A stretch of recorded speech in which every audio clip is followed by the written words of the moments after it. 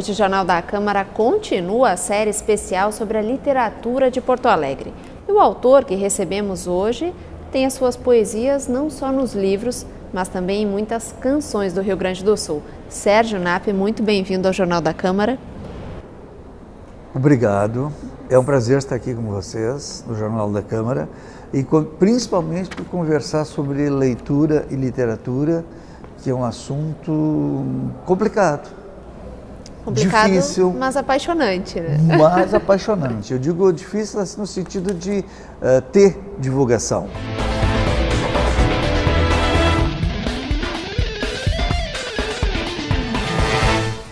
Escritor e letrista, além de engenheiro civil, Sérgio Napp é natural de Giruá. O autor tem quase 30 livros publicados entre obras individuais e coletivas. A carreira nas letras já começou com premiação. No final da década de 50, venceu na categoria Poesia, em concurso promovido pelo Clube de Cultura do Rio Grande do Sul. Em 58 eu tive uma poesia premiada no concurso do Clube de Cultura e foi uma coisa muito importante para mim. Eu estava começando naquela ocasião, eram os primeiros inscritos, assim, então foi muito importante naquele momento. E depois, muito tempo depois, 81, eu tive uma música premiada na Califórnia da Canção, Desgarrados. Eu fiquei toda a década de 60 fazendo música, etc. e tal, e ali ainda era muito cara de pau. Eu fazia música, apesar de não tocar nenhum instrumento. Era uma coisa bastante instintiva, né? Depois eu parei de fazer música, eu mesmo, e fiquei um tempo me dedicando só à literatura. São caminhos paralelos para ti, a canção? Sempre foram caminhos paralelos, principalmente quando eu passei a me dedicar só à letra. A letra, isso foi a partir da década de... da década de 70, início da 80. Então eu deixei de fazer música e passei a fazer apenas letra. E aí sim ficou junto, porque eu considero que a letra não é poesia, né? A letra de música não é poesia, isso eu tenho absoluta certeza. Mas eu considero que a letra de música é um gênero literário. Assim como nós temos o romance, a crônica, a novela, a literatura infanto-juvenil, o conto, a crônica, nós temos a letra de música como um gênero literário. Eles se encontram no cais do porto pelas calçadas, fazem biscates pelos mercados, pelas esquinas, carregam lixo, vendem revistas, juntam baganas e são pingentes nas avenidas da capital. No momento que eu comecei a fazer apenas letra, no meu modo de ver, eu passei a fazer apenas literatura. Mas a tua formação original é bem diferente, né? Completamente. É engenharia. Como Exato. é que tu fizeste essa transição até chegar na literatura e na canção? Na realidade, as minhas duas vertentes, digamos assim, elas correram paralelas. Eu me formei em engenharia em 63, né?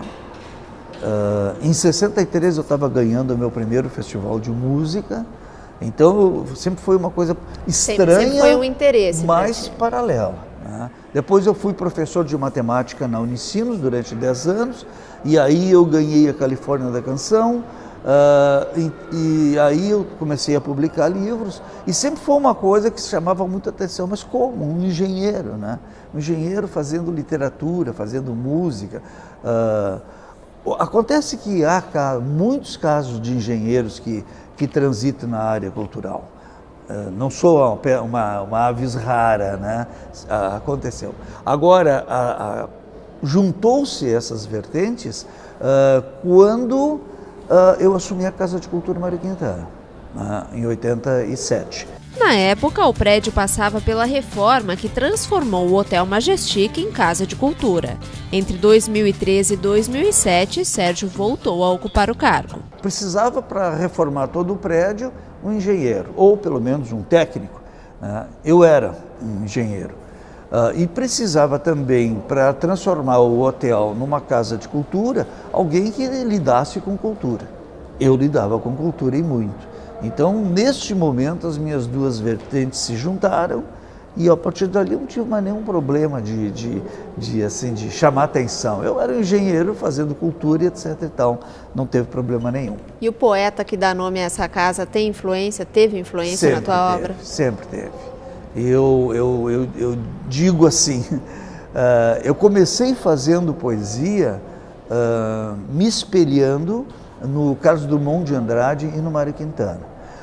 Acredito que hoje eu faço a minha poesia mais próxima até do Mário Quintana, porque é uma poesia mais direta, é uma poesia mais coloquial, uma poesia aparentemente mais simples. Sopram ventos desgarrados, carregados de saudade, viram copos, viram mundos, mas o que foi nunca mais será. Eu me considero, assim, como letrista, um bom letrista e digamos, testado já, né? Testado, não tenho problema disso, sei disso, tenho consciência. Como dentro da literatura, eu ainda não atingi o mesmo status, tá? Eu estou buscando ainda.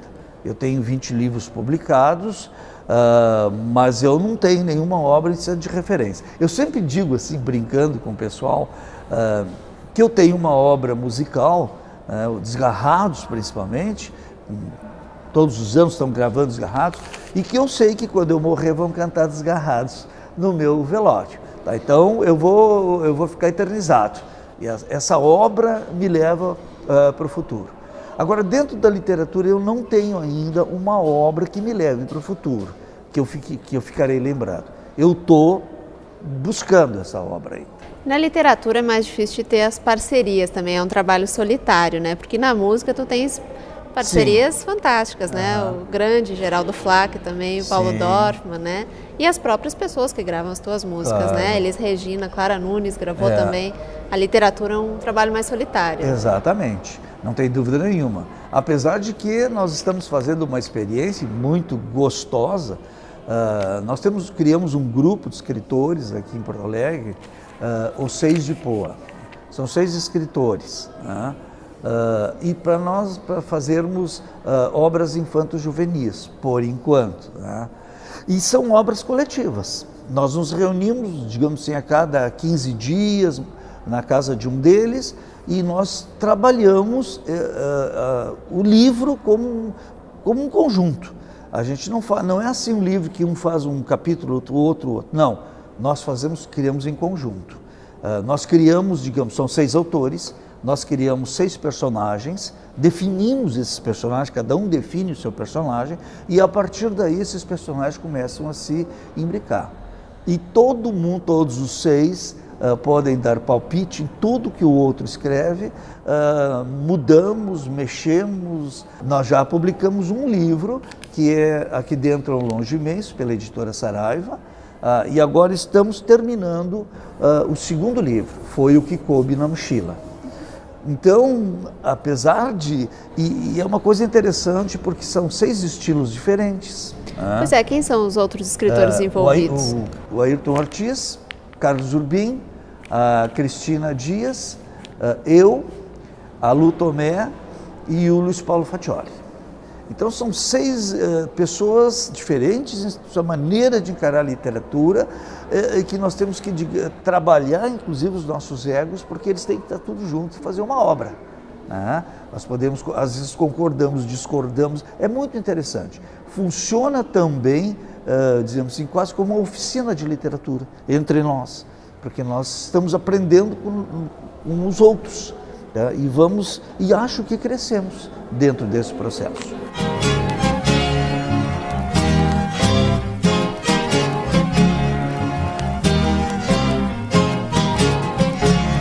A tua formação literária foi sempre de leitor ou em algum momento tu buscou uma formação mais formal? Não, foi só de leitor. Foi só de leitor. Aliás, é uma coisa interessante, porque eu venho de uma família de não leitores, né?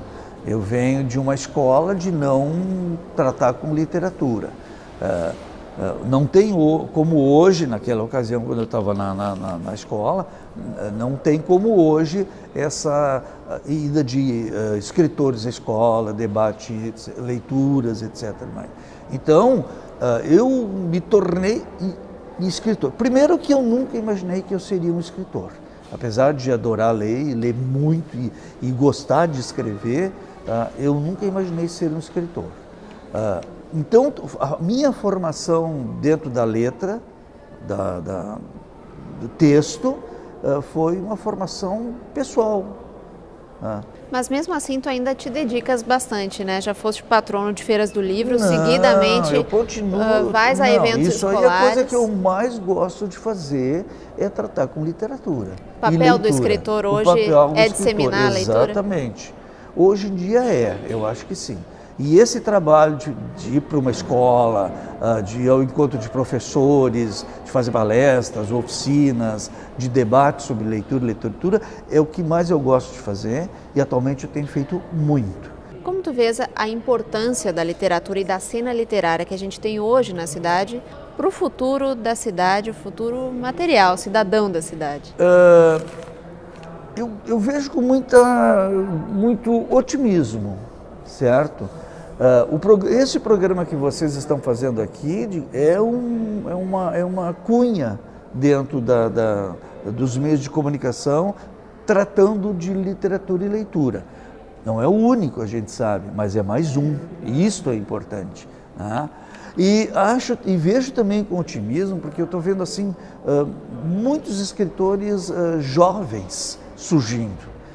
Em função de pequenas editoras que também estão sendo criadas, tem possibilidade o surgimento de muitos escritores jovens e, pior, de muito talento. Pior, não, fazendo pior ironia, e melhor, né? Fazendo ironia, mas de muito talento. Então, aqui em Porto Alegre, né? Escritores gaúchos. Se nós considerarmos assim, os escritores já consagrados, que todos conhecem, etc. e tal, eu nem estou tocando nesses aí, eu estou falando nos novos escritores que estão surgindo. Eu vejo isso com muito otimismo. Creio que a gente tem um bom futuro, se estes novos realmente produzirem o suficiente em qualidade também, né? Sérgio, e como é que a cidade, Porto Alegre, influenciou a tua obra? Apesar de não ter nascido aqui, tu vives há muitos anos na cidade, né? Eu moro aqui mais ou menos desde os 10 anos, né? Porto Alegre me influenciou de todas as formas. Eu sempre digo que eu sou um bicho urbano, né? Toda a minha formação, na realidade, se deu aqui em Porto Alegre. É claro que eu já lia e já escrevia quando eu estava no interior do estado, mas escrevia redações, etc. e tal, aquelas poesias iniciais, mas lia muito, né? Mas Porto Alegre, toda a minha formação foi feita aqui. Então toda a influência que eu tive dentro da literatura foram já de autores ou nacionais ou aqui locais aqui de Porto Alegre. Toda a minha trajetória foi feita aqui dentro de Porto Alegre. Então Porto Alegre para mim é o meu porto, né, alegre, às vezes não tão alegre, mas tudo bem, acho que faz parte da vida. Mas, inclusive, eu acho o seguinte, a cidade de Porto Alegre, de uma certa maneira, influenciou bastante na minha obra. Eu tenho muita coisa escrita que se passa em Porto Alegre, né? Então, também a cidade foi um motivo, digamos, dessa literatura. Em termos de cidadania, tanto a canção quanto a literatura, a poesia, qual é o papel delas na transformação da cidade? Eu tenho dúvidas. Eu acho que tanto a canção quanto a literatura não transformam o mundo, portanto, não transformam a cidade, né? A canção ou a literatura pode transformar as pessoas, isto sim, transforma as pessoas.